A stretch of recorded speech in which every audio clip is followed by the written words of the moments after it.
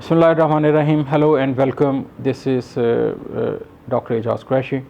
I'm back with my short video clip with the hope and objective that it would add some value in your personal and professional life to make you a better person in your organization, in your professional circles. Thank you.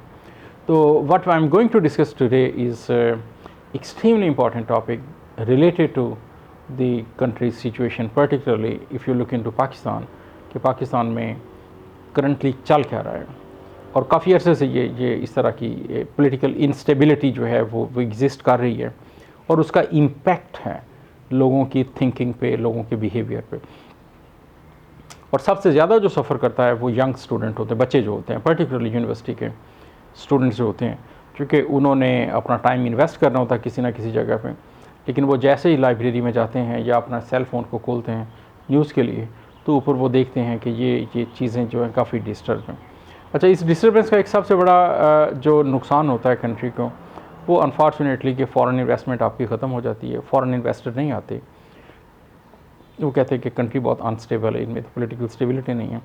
और दूसरा इसका, चूँकि आपके foreign investment नहीं आ रही होती, तो आपकी करेंसी जो होती है वो फॉरेन करेंसी के अगेंस्ट कमज़ोर होना शुरू हो जाती है, क्योंकि फ़ॉरेन करेंसी तो आ नहीं रही किसी और सोर्स से आपके पास, और जो आपके पास फ़ॉरेन करेंसी ऑलरेडी है वो अपने फ़ॉरेन कंट्रीज़ को पेमेंट करनी होती है, तो वो कम से कम होती जा रही होती है।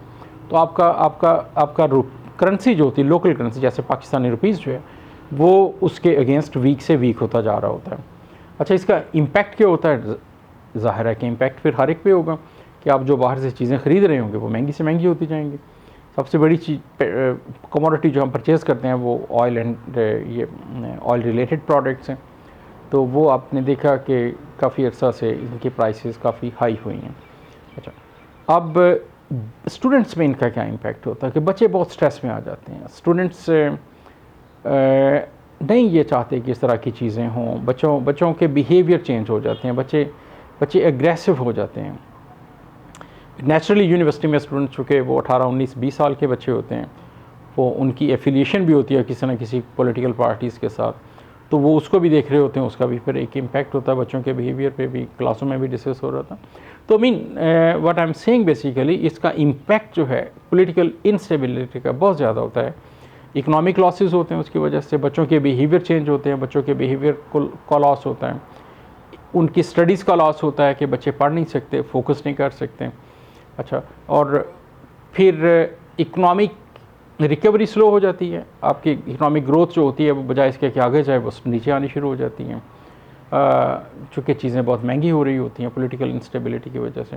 तो अदर दैन दैट फिर और क्या होता है, आपकी टूरिज़म इंडस्ट्री जो है वो कोलैप्स हो जाती है कि लोग आते ही नहीं हैं, वो कहते हैं यहाँ तो फसाद हो रहा है, झगड़े हो रहे हैं। अच्छा, तो ये भी एक साइड इफ़ेक्ट है। उससे ये क्या होता है, जब टूरिस्ट नहीं आएंगे आपकी कंट्री में तो फॉरेन एक्सचेंज जो आना था थोड़ा बहुत, वो भी आपका ख़त्म हो जाता है कि फॉरेन टूरिस्ट आएंगे, वो आके स्पेंड करेंगे आपके कंट्री में पैसे। अब वो नहीं आ रहे, नहीं स्पेंड कर रहे, तो इसका मतलब your foreign exchange is gone. तो इस तरह पॉलिटिकल इंस्टेबिलिटी जो होती है, इसकी बहुत बड़ी कॉस्ट होती है जो सोसाइटी पे कर रही होती है। उसमें मैं भी हूँ, आप सब भी हैं, जितनी भी पॉपुलेशन ऑफ पाकिस्तान है 220 मिलियन पीपल, सारे इस पॉलिटिकल इंस्टेबिलिटी की प्राइस पे कर रहे होते हैं। तो हाउ टू अवॉइड दिस, इसका एक तो बेस्ट तरीका यही होता है कि जब आप नेक्स्ट इलेक्शन में जाएं, kindly pick up the right candidate. Right candidate क्या होता है? जो बेस्ट हो, जो एजुकेटेड हो, जो आप समझते हैं कैन डिलीवर, जो आप समझते हैं कि वो take care of the constitution of Pakistan, respect करेंगे उनके, और एज़ पर लॉ वो चलने की उसमें एबिलिटीज़ हैं। ऐसे लोगों को आप सिलेक्ट करें जिनको आपने टेस्ट कर लिया बार बार, फॉर गॉड सेक उनको कभी वोट ना दें। Reject them and reject them hard. कभी भी जिसको एक दफ़ा ट्राई कर लिया उसको दोबारा चांस ना दें। Look into those who can add value in the economic system of the country. आप कभी भी ट्राइबल बेसिस पे वोट ना डालें, कभी भी फैमिली बेसिस पे वोट ना डालें। आप सिर्फ पाकिस्तान को, अपने कंट्री को देखें, पाकिस्तान है या इंडिया, जहाँ भी आप हैं, कंट्री की बेस पे आप वोट दें, अपने कंट्री को देखें कि कौन आगे लेके बेस चल रहा है और कंट्री के इंटरेस्ट में बेस्ट कौन है। तो look into it. Student power बहुत बड़ी होती है।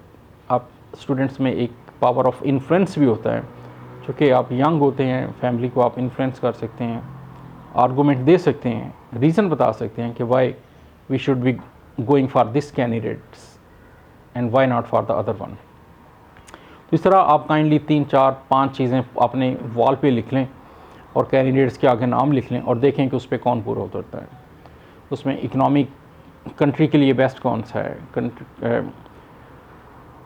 जो बेस्ट पॉलिसीज़ बना सकता है कि लॉ एंड ऑर्डर बेहतर हो जाएगा कंट्री के अंदर, वो कौन सा ऐसा कैंडिडेट है आपके पास। एजुकेशन रिफॉर्म्स कौन कर सकता है, फॉरेन कंट्री के साथ किसकी रिलेशनशिप बेहतर हो सकती है या इस पे फोकस कर सकता है, कौन कर सकता है ऐसा। तो इस तरह की चीज़ें हैं जिनको आपने देखना होता है। तो kindly do not stress out because of the current situation, because ये जो कुछ हो रहा है ये हम ही लोग हैं जिन्होंने इनको इस हालत में भेजा है, इनको असम्बलियों में भेजा है सेलेक्ट करके, अब वोट दे के।